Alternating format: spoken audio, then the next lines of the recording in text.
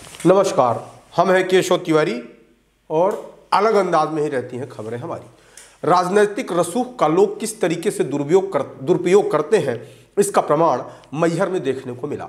मैहर में नगर पालिका की अध्यक्ष के पति संतोष सोनी ने 11 फरवरी 2019 को नागेंद्र तिवारी नामक व्यक्ति से एक जमीन की रजिस्ट्री कराते हैं, जिसमें संतोष सोनी नागेंद्र तिवारी को कुछ चेक देते हैं। संतोष सोनी नागेंद्र तिवारी को जो चेक देते हैं उनमें से कुछ चेक बाउंस हो जाते हैं और कुछ चेक को स्वयं संतोष सोनी बैंक जा करके स्टाफ पेमेंट करा देते हैं, जिसके चलते नागेंद्र तिवारी को अपनी जमीन के बदले पैसों का भुगतान नहीं मिल पाता। थक हार कर नागेंद्र तिवारी मैहर थाने में संतोष सोनी के विरुद्ध कार्यवाही करने का आवेदन देते हैं, लेकिन मैहर थाने से उन्हें न्याय नहीं मिलता। उसके बाद उन्हें लगा कि जिला पुलिस अधीक्षक कार्यालय से उन्हें न्याय मिल जाएगा, लेकिन वहां भी उन्हें न्याय नहीं मिला, या यूं कहें कि जिला पुलिस अधीक्षक कार्यालय से भी उनके हाथ निराशा ही लगी। जब पुलिस महकमे से राजेंद्र तिवारी को न्याय मिलता नहीं दिखा तो उन्होंने न्यायालय की शरण ली। नागेंद्र तिवारी ने न्यायिक मजिस्ट्रेट प्रथम श्रेणी मैहर में परिवाद दायर किया, जहां से उन्हें न्याय मिला। संतोष सोनी और उनके भाई राकेश सोनी ने नागेंद्र तिवारी के साथ धोखाधड़ी की है, ऐसा न्यायालय ने माना। इस संबंध में अगली पेशी 28 जनवरी 2023 को होगी। संतोष सोनी ने बिना पैसे भुगतान किए तहसीलदार के यहां से जमीन का नामांतरण भी करा लिया। हालांकि नागेंद्र तिवारी ने तहसीलदार कार्यालय में भी जमीन के नामांतरण पर रोक लगाई थी, लेकिन राजनीतिक रसूख के चलते संतोष सोनी ने नामांतरण तो करा लिया था, लेकिन संतोष सोनी का राजनीतिक रसूख न्यायालय में काम नहीं आया। न्यायालय ने माना कि संतोष सोनी और उसके भाई राकेश सोनी ने नागेंद्र तिवारी के साथ जो अनुबंध किया था उस पर वह खरे नहीं उतरे। इस संबंध में जब पीड़ित नागेंद्र तिवारी से बात की गई तो उन्होंने कहा कि संतोष सोनी कहते हैं कि मैं भाजपा का बड़ा नेता हूं, जब मेरा मन पड़ेगा तब पैसा दूंगा। हाँ, वो ये तो यही कह रहा था कि मैं भाजपा का बड़ा नेता हूं और जब मेरी वो होगी तो मैं दूंगा, नहीं तो नहीं दूंगा। मतलब ही नहीं रखता था, वो तो स्टॉप करवा दिया, हमारा भुगतान ही नहीं दे रहा। अब सवाल यह उठता है कि क्या भाजपा ऐसे ही लोगों का साथ देने वाली है? क्या भाजपा ऐसे ही लोगों को पल्लवित और पुष्पित करेगी? कभी भारतीय जनता पार्टी का यह मुख्य नारा हुआ करता था कि न अत्याचार न भ्रष्टाचार। आज की तारीख में भारतीय जनता पार्टी की प्रदेश में सरकार है और देखने में आता है कि न अत्याचार में कोई कमी है और न भ्रष्टाचार में कोई कमी है। 2023 में विधानसभा के चुनाव है। यदि अत्याचार और भ्रष्टाचार का यही सिलसिला इसी तरीके से चलता रहा तो जनता संतोष सोनी जैसे व्यक्तियों के चलते भारतीय जनता पार्टी से दूरी बना लेगी। कायदे से इस तरीके के मामलों में भाजपा के उच्च नेतृत्व को संज्ञान लेना चाहिए और जिस तरीके से भारतीय जनता पार्टी की छवि धूमिल करने का प्रयास कुछ नेता कर रहे हैं, उनसे पार्टी को या तो दूरी बना लेनी चाहिए या पीड़ित व्यक्ति को न्याय दिलाना चाहिए।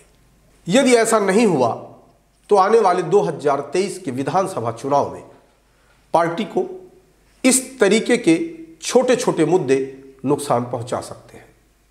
संतोष सोनी अपने पैसे के दम पर भारतीय जनता पार्टी के तमाम नेताओं के प्रिय पात्र तो हो सकते हैं, लेकिन जिस तरीके के आरोप संतोष सोनी के ऊपर लग रहे हैं, उस आरोप से कहीं ना कहीं उन्हें संरक्षण देने वाले नेताओं के चेहरे की लालिमा भी धूमिल होगी। इस संबंध में विशाल खबर की टीम ने पीड़ित नागेंद्र तिवारी से बातचीत की। सुनिए नागेंद्र तिवारी ने विशाल खबर से क्या कहा। ये संतोष कुमार सोनी मैहर में स्वर्ण कला आभूषण के नाम से दुकान खोले हुए हैं उसको हमने जमीन वर्ष 2019 11 फरवरी 2019 को अपनी जमीन बेचा था, रजिस्ट्री कराया था उप पंजीयक कार्यालय मैहर से। तो वो जमीन 21 लाख में हमने बेचा था उसको। उसने केवल 5 लाख का चेक दिया उस दिन, और बाकी चेक नहीं दिया। बोला कि आप घर आओ तब हम देंगे। हम उसके घर गए तब उसने बाकी चेक तो दिया, और बड़ी मुश्किल से दिया, गाली गलौज वगैरह किया, धमकाया हमको। फिर हम डरे सहमे वो चेक तो लेके आए। फिर 1-2 दिन तो हम कहे कि जमीन भी बिक गई, हम लुट भी गए। तो कुल मिला के हमने थाने फिर गए 1-2-3 दिन बाद रिपोर्ट करने। तो पुलिस ने रिपोर्ट सुबह से शाम तक बैठो, उसको बुलवाते हैं, वो आते नहीं था। ये करते करते 3-4 दिन लगातार वो टीआई साहब ने बुलवाया। गए उनके पास मैहर कोतवाली, लेकिन कोई कार्रवाई नहीं किए, ना रिपोर्ट लिए। लिखित हमने जो दे रहे थे उसको उन्होंने लिया भी नहीं, और कोई कार्रवाई भी नहीं किया। जब लिए नहीं तो कार्रवाई नहीं किया। फिर हमने सलाह लिए तो बोले कि रजिस्ट्री डाक से, 1-2 वकीलों से पूछे तो बोले कि रजिस्टर्ड डाक से आप भेज दो पोस्ट ऑफिस से। तो पोस्ट ऑफिस से हमने भेजा। फिर उसके बाद हम 2-4-6 दिन बाद गए थाना प्रभारी के पास। बोले कि इस पर क्या कार्रवाई आपने किया? हमारे साथ इसने संतोष कुमार सोनी, पिता स्वर्गीय मंगल प्रसाद सोनी ने, जो स्वर्णकला आभूषण बस स्टैंड मैहर के पास है, उसने हमारे साथ इस प्रकार की जमीन ले लिया और धोखाधड़ी किया है। तो टीआई साहब बोले कि ऐसा चलता रहता है, उस हम सुलझवा देंगे मामले को। लेकिन उन्होंने कुछ नहीं सुलझवाया। हम तो हो गया, लटकाते रहे, उन्होंने नहीं किया। फिर हमने एसपी साहब को लिखित पे जाके उनको भी लिखित शिकायत दिया। तो एसपी साहब ने इसको भेजा जांच के लिए मैहर कोतवाली को। मैहर कोतवाली के एक एसआई साहब ने हमारे बयान कथन लिए और बोले कि ठीक है, हम अग्रिम कार्रवाई करेंगे। फिर हम 1-2 महीने बाद उनसे मिले थाने में। बोले हो जाएगी कार्रवाई, आप घबराओ नहीं। लेकिन उन्होंने कोई कार्रवाई नहीं किया, ना हमारा पैसा दिलवाया, ना उसके खिलाफ कोई मुकदमा दर्ज किया। जिससे हम परेशान होके फिर न्यायिक मजिस्ट्रेट प्रथम श्रेणी मैहर की अदालत में एक परिवाद दायर किए कि हमारे साथ संतोष कुमार सोनी, उसका भाई राकेश कुमार सोनी, ये दोनों के नाम जमीन की रजिस्ट्री हुई थी। इन लोगों ने इस प्रकार की धोखाधड़ी किया है।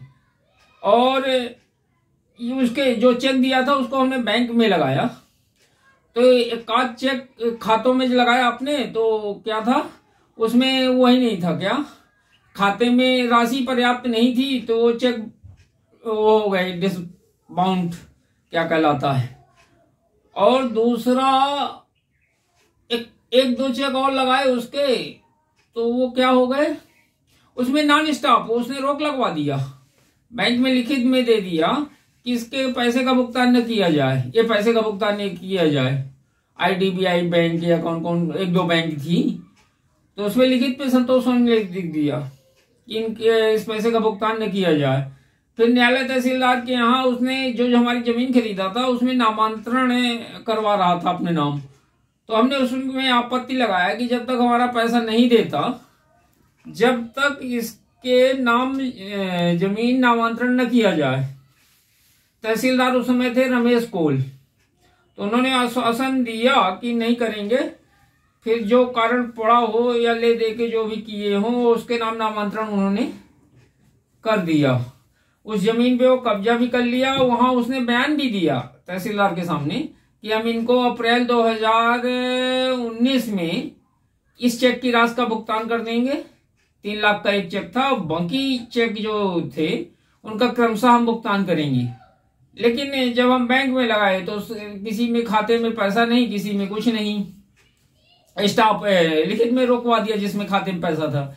इस कारण से भुगतान हमारा नहीं हुआ। थक हार के हम न्यायिक मजिस्ट्रेट प्रथम श्रेणी मैहर साहब के यहाँ गए, वहां परिवाद दायर किए, वहां बताई पूरी बात। तो न्यायिक मजिस्ट्रेट साहब ने पाया कि इसने नागेंद्र तिवारी जो जमीन विक्रय करता हैं उनके साथ इसने धोखाधड़ी किया है।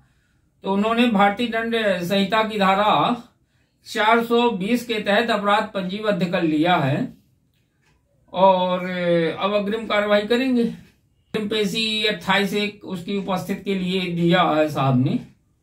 अब देखिए क्या होता है आगे। हाँ, वो ये तो यही कह रहा था कि मैं भाजपा का बड़ा नेता हूं और जब मेरी वो होगी तो मैं दूंगा, नहीं तो नहीं दूंगा। मतलब ही नहीं रखता था, वो तो स्टॉप करवा दिया, हमारा भुगताने नहीं दे रहा। संतोष सोनी की पत्नी श्रीमती गीता सोनी नगर पालिका परिषद मैहर की अध्यक्ष है और ये भाजपा का भाजपा पिछड़ा वर्ग प्रकोष्ठ का जिलाध्यक्ष है और इसकी पत्नी नगर पालिका अध्यक्ष है मैहर नगर पालिका की। और इसका भाई राकेश सोनी स्वर्णकला आभूषण की दुकान पुराना बस स्टैंड सरदार पेट्रोल पंप के बगल से खोले हुए है ये है। और ये तो जमीन का काम ही कर रहा है। इतना ही नहीं, विशाल खबर ने संतोष सोनी के मोबाइल पर फोन करके उनका भी पक्ष जानने की कोशिश की, लेकिन 2 बार फोन करने के बाद भी उन्होंने न तो फोन उठाया और न ही पलट करके कोई जवाब देना उचित समझा। आपको हमारी खबरें कैसी लगती हैं आप कमेंट बॉक्स में आके कमेंट कर सकते हैं, लाइक कर सकते हैं, शेयर कर सकते हैं। और यदि आपको हमारी खबरें अच्छी लगती हैं तो आप विशाल खबर चैनल को सब्सक्राइब कर सकते हैं।